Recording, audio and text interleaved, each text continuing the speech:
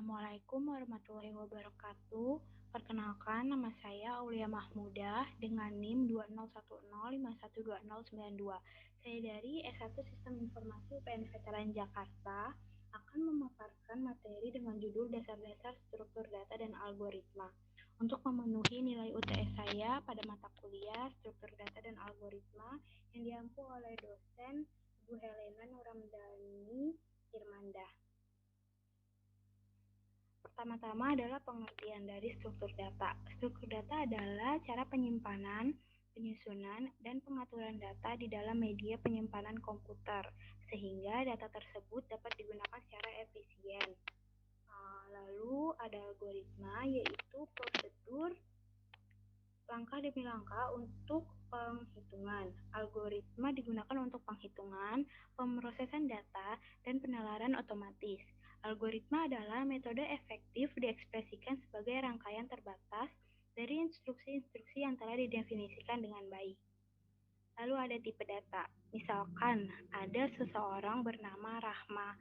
Ia berumur 20 tahun. Rahma ini merupakan tipe data string dan 20 itu merupakan tipe data integer. Mengapa perlu untuk memahami tipe data? Karena dengan memahaminya, kita dapat menentukan suatu nilai itu dapat dimiliki dari data tersebut ataukah tidak. Salah satu bentuk penerapan tipe data dalam kehidupan sehari-hari yaitu adalah pada bilangan bulat atau tadi contoh yang sudah saya sebutkan sebelumnya.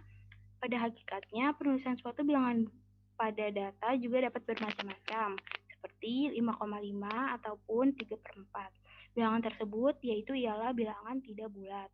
Sedangkan bilangan bulatnya itu seperti 5, 6, 1, 3, ataupun masih banyak lagi. Di sini ada struktur dari tipe data, dibagi menjadi dua, yaitu primitif dan juga non-primitif. Di primitif dibagi lagi menjadi dua, ada numerik dan juga non-numerik. Numerik ini ada integer, ada juga floating point. Integer seperti yang tadi saya sebutkan, seperti 2, 3, 10, 258, seperti itu. Lalu sedangkan floating point itu seperti 100,5, 7,8, ataupun 0,3. Lalu di non-numerik itu ada karakter, ada juga boolean. Karakter itu biasanya di bahasa pemrograman digunakan tanda petik terlebih dahulu, lalu dimasukkan karakternya seperti A, Z, K, F, dan lain-lain. Sedangkan boolean itu merupakan suatu kondisi yang menyatakan true atau false.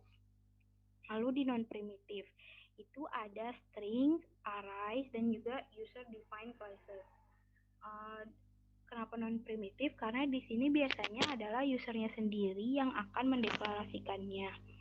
Seperti string yang tadi saya sebutkan, yaitu kumpulan huruf yang dapat membentuk kata ataupun kalimat. Kata misalnya tadi rahmah, ataupun kalimat misalkan saya sudah makan.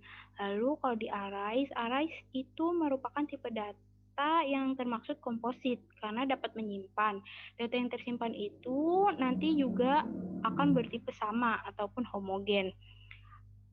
Array ini biasanya tidak langsung dideklarasikan karena harus usernya sendiri yang mendeklarasikannya. Namun ini tuh array sering memegang peranan penting terhadap penggunaan data agar datanya lebih terstruktur. Lalu di sini ada user defined classes. Ini biasanya user membuat kelas-kelas pada programnya untuk membuat prosedur atau fungsi. Lanjut ada ekspresi. Ekspresi adalah transformasi nilai menjadi keluaran yang dilakukan melalui suatu perhitungan atau komputasi. Ekspresi terdiri dari atas operan dan atau operator. Maksud saya, contoh ekspresi yaitu A plus B. Hasil evaluasi dari sebuah ekspresi adalah nilai yang sesuai dengan tipe operan yang dipakai. Macam-macam ekspresi ada 3, yaitu ekspresi aritmatika, perbandingan relasional, ataupun ekspresi logika. Ini ada ekspresi aritmatika, yaitu terdapat 2 buah operator, yaitu ada biner dan juga uner. Biner ini ekspresi yang operatornya membutuhkan 2 buah operan, contohnya yaitu A plus B, ataupun misalnya B bagi A, ataupun C kali D. Lalu ada juga operator uner, yaitu tanda minus misalkan, atau operator yang mempunyai satu operan, contoh adalah minus 2. Lalu ada ekspresi perbandingan, yaitu atau biasa disebut ekspresi relasional, adalah ekspresi dengan operator kurang atau kurang dari sama dengan, lebih dari sama dengan, tidak sama dengan, not, and, or, dan XOR dengan menghasilkan nilai bertipe boolean seperti true atau false. Biasanya ekspresi relasional disebut ekspresi boolean. Dan yang terakhir ada ekspresi logika, yaitu operator boolean digunakan untuk menghubungkan dua buah ekspresi logika. Pada kesempatan ini, operator boolean yang akan dibahas adalah and dan or. Operator and digunakan untuk menghubungkan dua buah ekspresi logika dan hasilnya true, jika kedua ekspresi tersebut bernilai true. Kalau or, misalkan ada dua ekspresi, lalu salah satunya bernilai true, tetap kedua ekspresi tersebut bernilai true. Lalu di sini ada algoritma cara memakai sepatu. Karena tanpa disadari di kehidupan sehari-hari itu, kita memerlukan suatu algoritma. Contohnya di sini adalah memakai sepatu. Di sini saya memiliki flowchart cara memakai sepatu, yaitu dengan mulai siapkan kaos kaki, siapkan sepatu yang dipilih, ambil sepatu yang dipilih, atur posisi memakai sepatu, lalu lanjut pakai kaos kakinya, pakai sepatu dengan benar, pasang tali sepatu, lalu sepatu siap dipakai dan selesai. Hal ini harus dilakukan secara terurut. Karena jika tidak, misalkan saja nih, pakai sepatu dengan benar terdahulu, baru pakai kaos kaki. Di kehidupan sehari-hari itu tentulah salah. Lalu kalau misalkan di pemrograman, itu akan menyebabkan error, maka kita harus menghindarinya. Maka diperlukan dalam pembuatan algoritma itu harus dengan ketelitian dan ketepatan dengan benar. Lalu lanjut ada data struktur. Data struktur itu dibagi menjadi dua, ada built-in data struktur, ada user-defined data struktur. Di built-in itu seperti yang sudah tadi saya jelaskan, yaitu ada integer, float, karakter, dan pointer. Ini biasanya dibahas pemrogramannya itu sudah ada dideklarasikannya. Kita tinggal menuliskannya saja seperti int ataupun double seperti itu. Lalu di user defined data struktur ini adalah user yang mendeklarasikannya sendiri, yaitu contohnya ada array, list, dan juga file. Di list ini dibagi lagi menjadi dua, ada linear list, ada juga non-linear list. Di linear list dibagi lagi menjadi dua, ada stack, ada juga queue. Stack adalah prinsipnya menggunakan prinsip VLO atau first in, last out. Contohnya nih di dalam penerapan kehidupan sehari-hari, misalkan saja ada tumpukan baju. Baju yang pertama ditumpuk merupakan baju terakhir yang akan diambil, atau baju terakhir yang ditumpuk akan menjadi baju pertama yang akan diambil. Lalu ada queue, itu adalah antrian. Prinsipnya itu adalah first in, first out.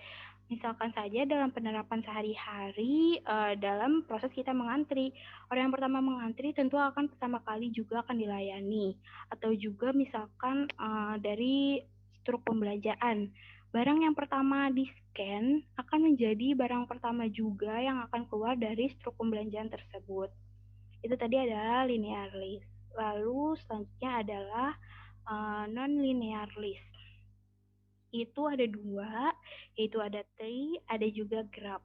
Tree ini biasanya digunakan untuk dalam pembuatan struktur organisasi, karena membutuhkan dari yang paling besar ke yang paling kecil. Seperti itu, misalkan struktur organisasi universitas. Di situ ada rektor, wakil-wakil rektor, ke bawah-bawahnya, terus ada bidang keuangan, ada bidang akademik, lalu ada juga bidang administrasi, dan sebagainya. Karena dengan menggunakan struktur organisasi ini, kita juga memerlukan untuk trees. Lalu selanjutnya ada graph. Graph ini dalam implementasi kehidupan sehari-harinya itu biasanya menggunakan bisa dibuat, maksud saya, peta, karena di sana nanti ada bobotnya, bisa untuk mengarahkannya juga. Lalu atau juga salah satu lainnya yaitu adalah arus listrik, bisa digunakan untuk menggunakan graf. Sekian. Sekian yang dapat saya sampaikan. Kurang lebihnya mohon maaf. Uh, Terima kasih.